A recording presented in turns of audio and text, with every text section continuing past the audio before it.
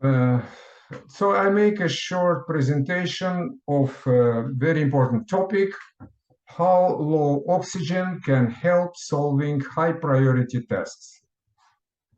Yes. I'm CEO of Oxiesta Limited, located in Bulgaria, and Athletic High Tech SL, located in Spain. A couple of words about myself. I'm an integrative medicine physician, specialized in many disciplines, and my specialization is biogerontology. We're working for about 30 years. And I'm authoring of many scientific publications and a popular book, Undoing Lyme Disease, how to make your mitochondria fight Lyme borreliosis by surfing oxygen waves. So, what will we discuss? First of all, pranayama and oxygen connection. Why and how low oxygen rejuvenates our body? A summary of the current state of hypoxic technology. How hypoxic technologies are used in professional sports. How hypoxic technology used in preparation of pilots and special military units. Hypoxic technology in wellness and fitness applications. Hypoxic technology in at-home wellness applications. Hypoxic technology in clinical use for prevention, treatment, and rehabilitation. And at the end, SWOT analysis. We all know that in the last years, a lot of breathing exercising is offered on the market. Mostly they are sold over internet, and there are various approaches, various ideas, various techniques. One of the most popular in the last years is the so-called Wim Hof method.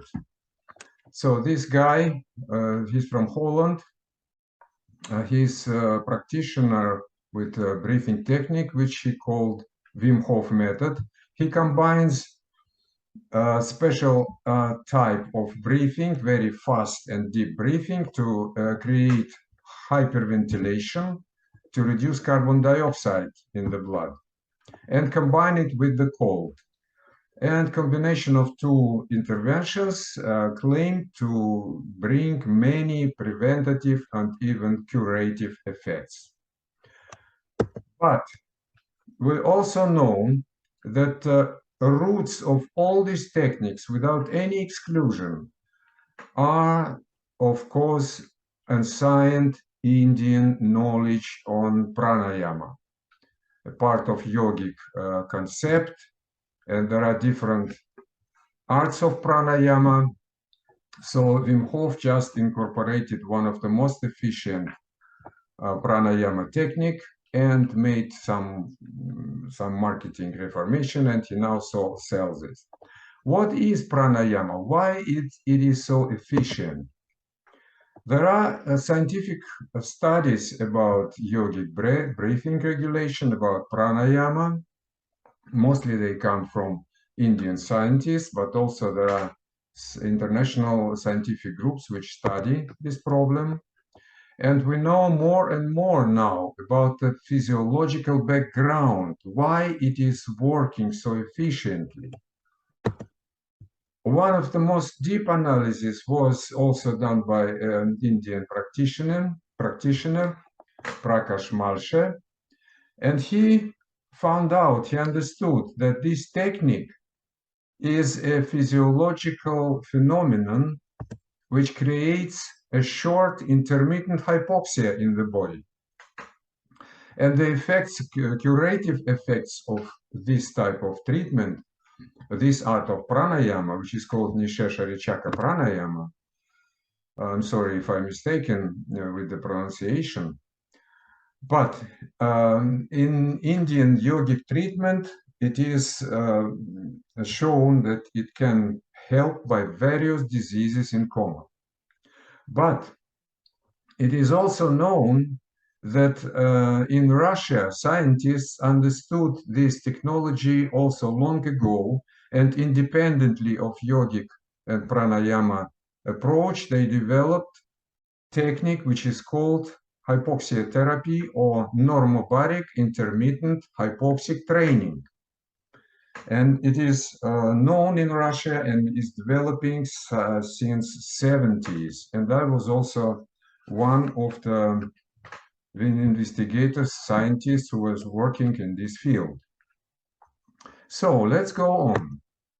What is happening during a normal breathing? We know that our lungs, by extension of our lungs, by inhalation, we receive oxygen. Oxygen will be transported to blood, and our heart pumping oxygen through the arteries to the tissues and ultimately to the cells. But oxygen disappears completely in the one and single structure, which is many of the structures in our cells. These are mitochondria. Mitochondria is the ultimate sink for oxygen. About 95% of oxygen disappears in mitochondria. And mitochondria oxidize nutrients like glucose and fat with help of oxygen, and they produce energy as ATP, adenosine triphosphate, as heat, and waste products are carbon dioxide and water. So after oxidation, after completing the metabolic cycle, mitochondria produce CO2 and water and energy, and CO2 will be transported back to the lungs, and by exhalation, it goes out. So it looks pretty simple and logical. Also, there are many, many important details. For instance, in the ambient air, we have 21% of oxygen. But in our organs, we have drastically lower oxygen concentration. For instance, in the brain, only 4.4%. In the arterial blood, 13%. In the liver, 5.4%. In the kidney, 9.5%. So everywhere, if we analyze oxygen content, we see it's drastically lower than in the ambient air. So it means that our body regulates oxygen concentration, oxygen partial pressure in all organs, and this is a very, very important process.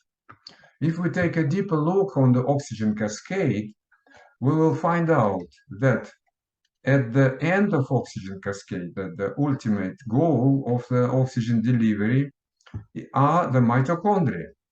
And oxygen concentration on the mitochondrial level is about 0.01%. And carbon dioxide, because it's clear carbon dioxide is produced in mitochondria, is 6%. So it shows that our body not only delivers many oxygen to the cells and mitochondria, but also maintains this necessary physiological concentration of oxygen. So if it will be a little bit lower, it can have one physiological effect.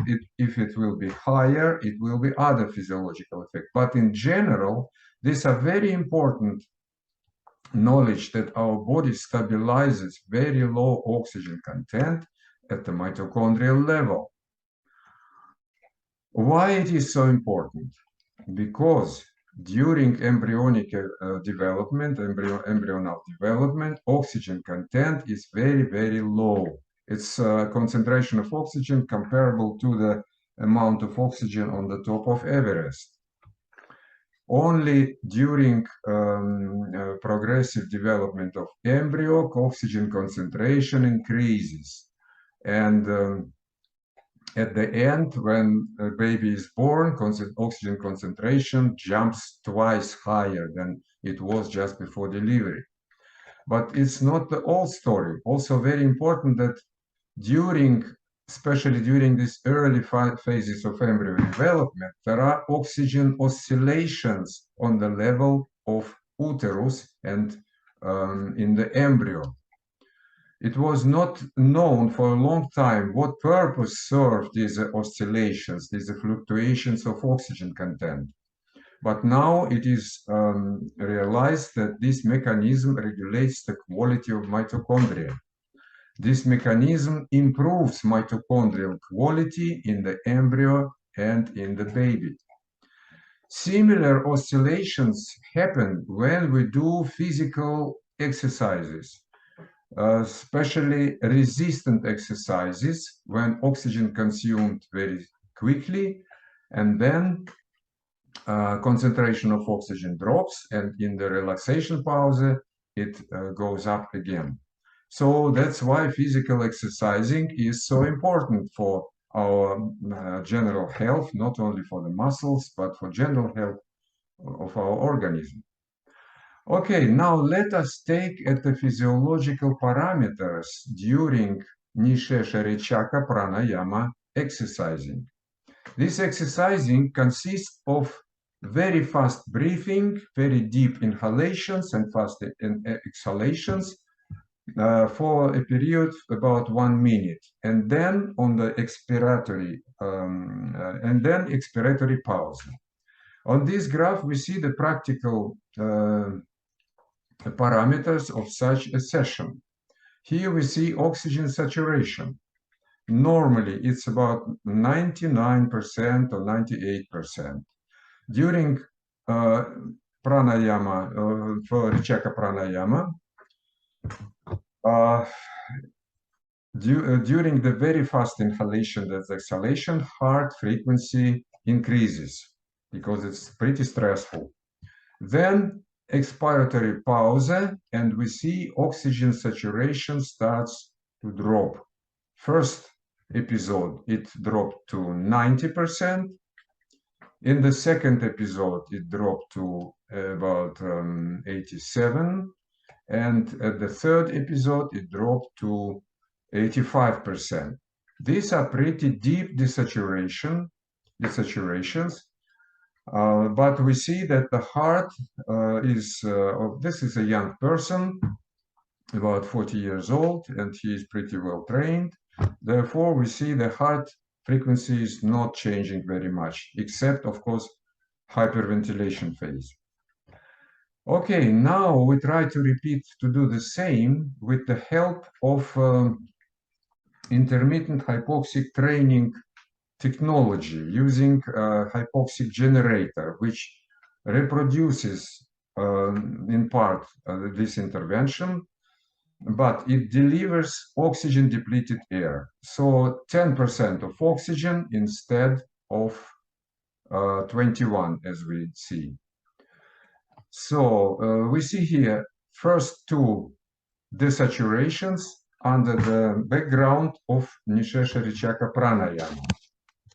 Yeah, we see the practitioner starts to very frequently breathing, and we see oxygen content after the pause, expiratory pause, oxygen content is dropped, saturation is dropping down. Second time it dropped to 80%. We see that heart frequency is drastically increases, and it shows also the kind of negative effect of this exercise because it stimulates sympathetic part of our nervous system. Okay, then the practitioner switches to inhalation of 12% oxygen instead of 21, 12%. Here we see the scale. And during this inhalation, oxygen saturation drops to 70%. Important that heart frequency very little increasing and remains stable. It shows that it is not stressful for the heart, which is very important, as we we'll understand later. At the end of this inhalation, a practitioner makes also expiratory pause and expiration, and we see its the saturation drops even deeper. Then he starts to breathe normal air, and then we see saturation jumps to the normal. The yellow line shows the reaction of capillaries. It's a very important parameter, but I cannot discuss it now for lack of time. Okay, how it is done? It is done with the help of the hypoxic generator, the machine which is taking ambient air, and with the help of molecular sieve separates it to oxygen depleted and oxygen enriched air.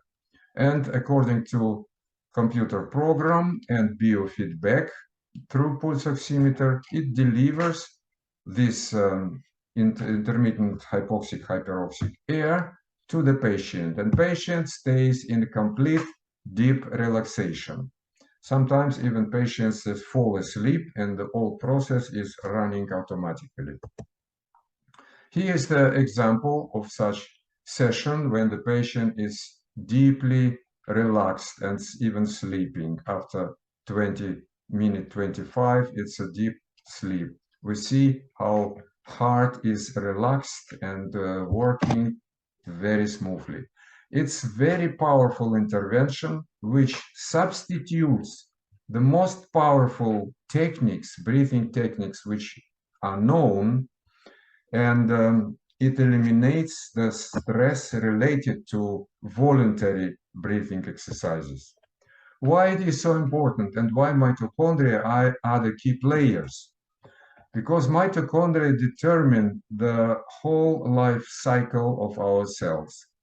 Young mitochondria, which originate from the stem cells and during embryo development, they produce enough energy, they consume a lot of oxygen, and they produce very little amount of free oxygen radicals, which can be damaging. So healthy mitochondria produce about 95% of ATP, 95% of energy that our body consumes, and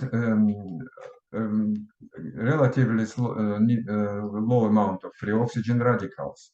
But mitochondria pretty often go into damage because oxygen radicals, they just make wear and tear for the mitochondrial structure, membranes, and the mitochondrial DNA.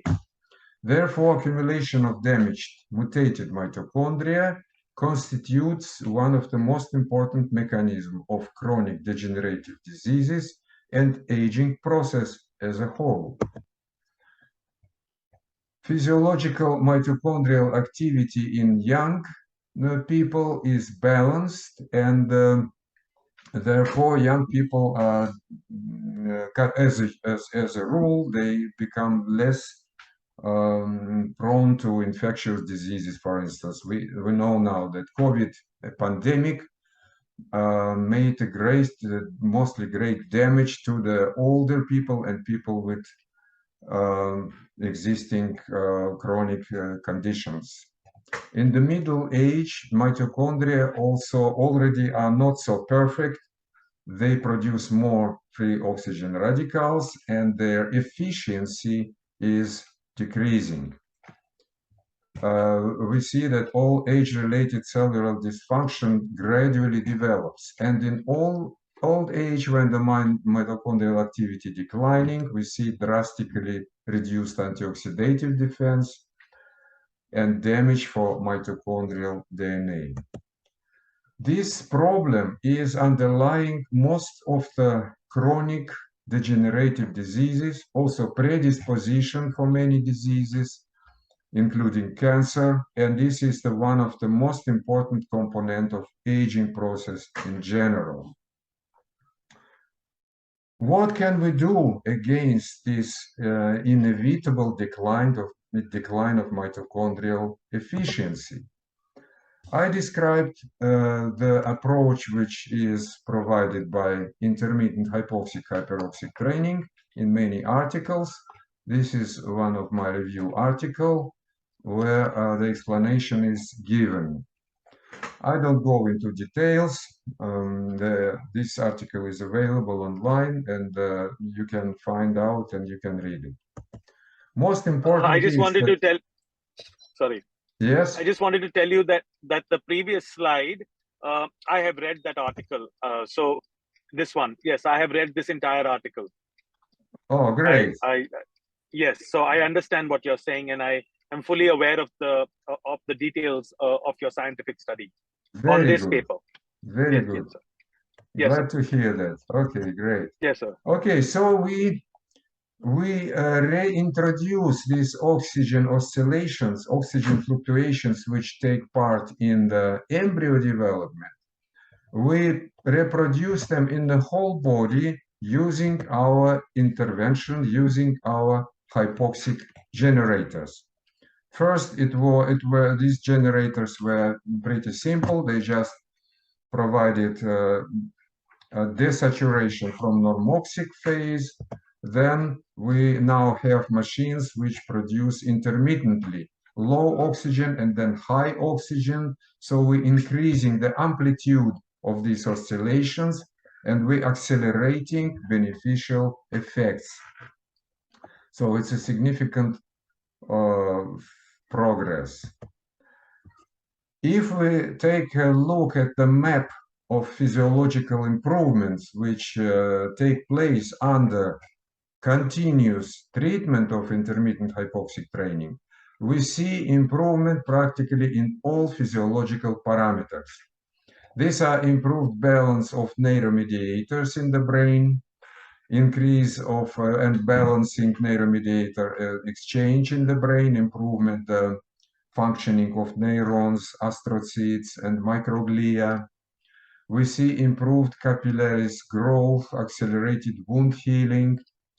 We find improved cardiovascular function, so heart with even consequences of heart infarction or some dilatative myocardiopathy. This all can be improved and even returned to normal. We see improved blood delivery to the old hypoxic wounds. For instance, some people have some scars on the skin, and they can be healed in several weeks under this treatment. We see improved immune functions, a balancing of immune system. We see improved lactate utilization, especially it is seen in athletes. Improved iron utilization. We see anti-diabetic effects. We see hormonal improvements. We see the hormonal level goes back to a more younger values. So it shows actually the practical hormonal rejuvenation of the body. Lung functions in also an exchange, diffusion of gases in the lungs improves. We see anti-allergic action, myoglobin accumulation and improvement, and glycogen accumulation in the muscles. And we see acceleration of muscle growth, especially in combination with resistant training. We see increased erythrocyte production and, very important, facilitation of stem cell-dependent tissue repair. In year 2019, a Nobel Prize was awarded to 3 scientists under the leading role of Greg Semenza for discoveries of how cells sense and adapt to oxygen availability. This is very important theoretical work which explained many mechanisms how the hypoxic training works.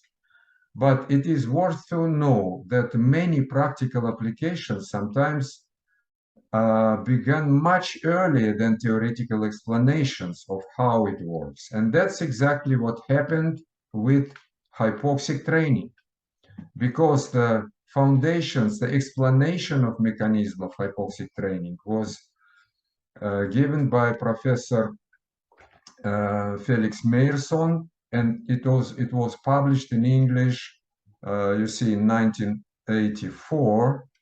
And since then, we only incorporate many details. So the practical application is much, much earlier and is already very much developed. Here we see clinical guidelines on the normobaric intermittent hypoxic training. It was used in the former USSR since 1980s. Here, for instance, practical manual for application of normobaric hypoxia therapy for pilots. Yeah, for pilots in aviation, so I also took part in the application and development of these recommendations, and they are continuously under update. I have my own publications on this topic, and there's the field of application of intermittent hypoxic training is very bright. It's incredibly bright, and the applications can be used for civil populations, also for military applications, and for space flights, and so on and so on. I also published a book in 2020 on treatment of Lyme disease, which is a real horrible pandemic now. It's much more, let's say, much more even damaging than the recent COVID pandemic, because borreliosis is growing worldwide in the last 20 years exponentially, and there is no cure by pharmaceutical methods. In my experience, hypoxic training has powerful curative effect on chronic Lyme disease sufferers, and I continuously consult many Lyme patients.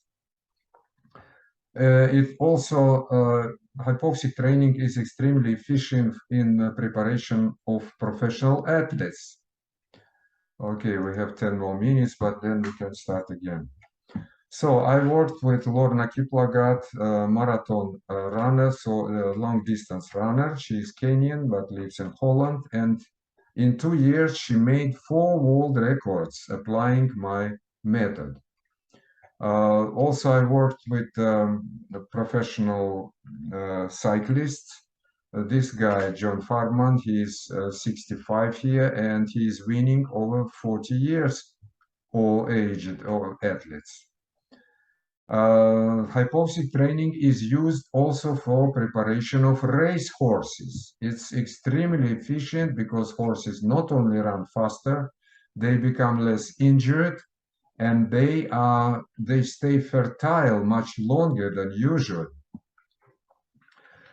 I also prepared the book about my experience with athletes, but athletes don't want to reveal their secrets to the public, to their competition. Therefore, this book was not published. Normobaric hypoxic training is used currently in military aviation for preparation of pilots, and especially in military aviation, because fighter pilots they get increasing risks from very high flights and from acceleration maneuvers.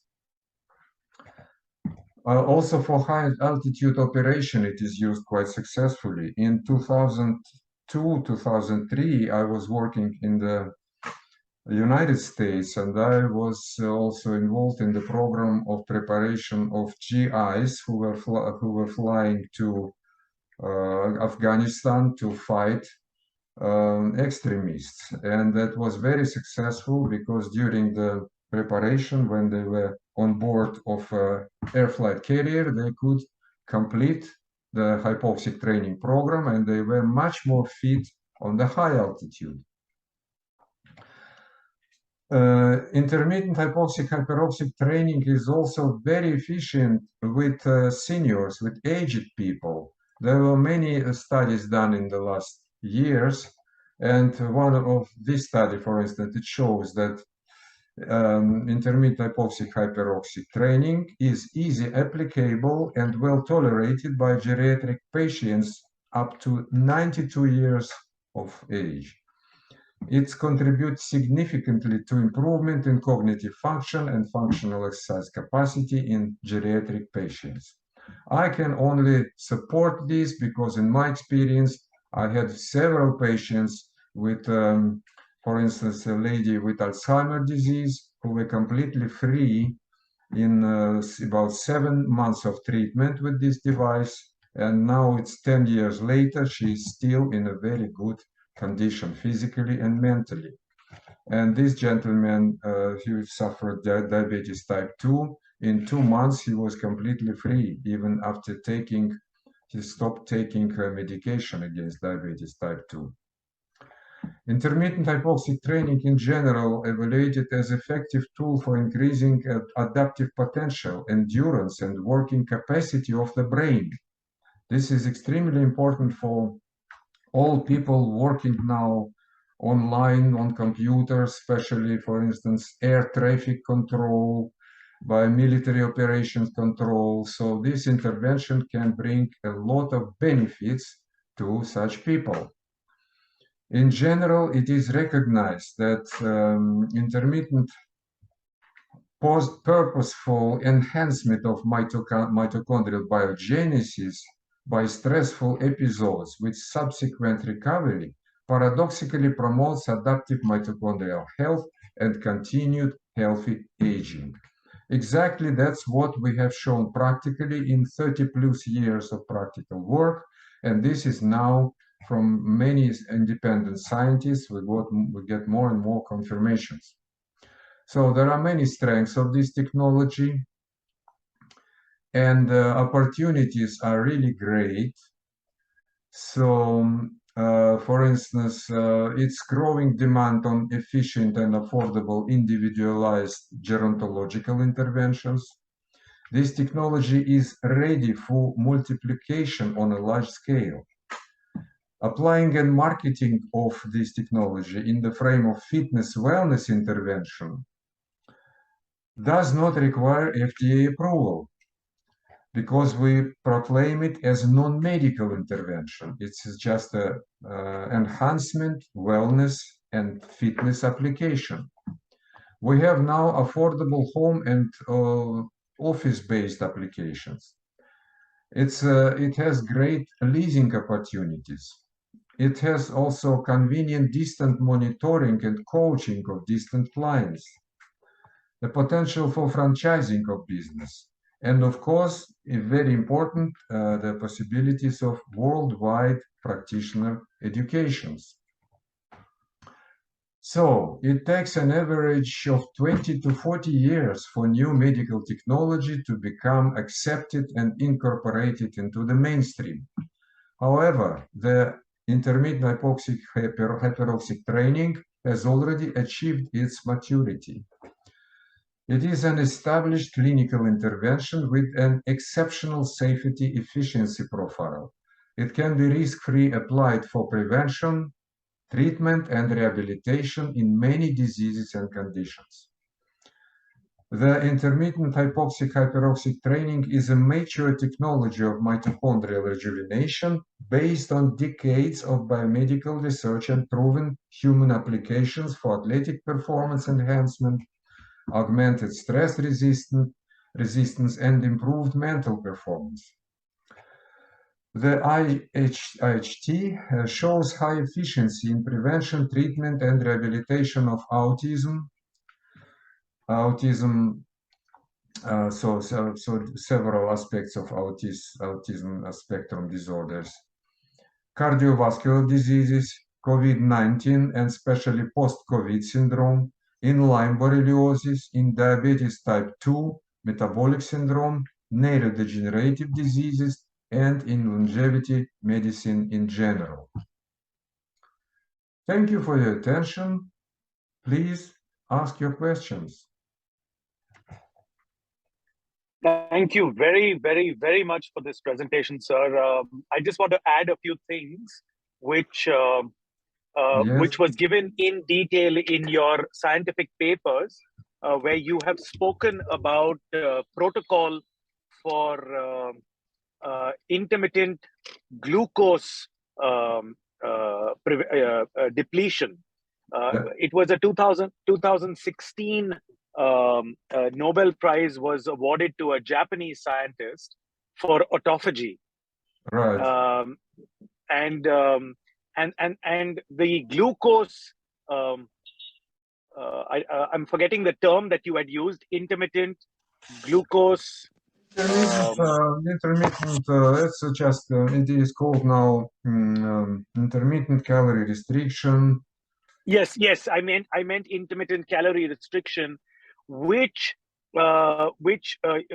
people are following intermittent fasting or prolonged fasting to achieve the glucose depletion in the mitochondria, and that has already achieved a lot of momentum in India. Absolutely, yes, great. And now because what you have is the next level of intermittent oxygen restriction. We are at a very mature stage for accepting this possibility to get rehabilitation and to get better lifestyle quality and all the other aspects that you had mentioned. Yes, I do agree. Yes, I do agree. That's absolutely correct because it put both interventions, they potentiate each other.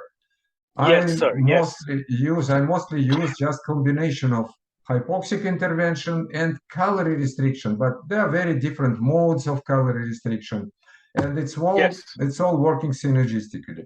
Okay, we're now running end of time, so thank you very much for your questions, for your attention, and let's stay connected.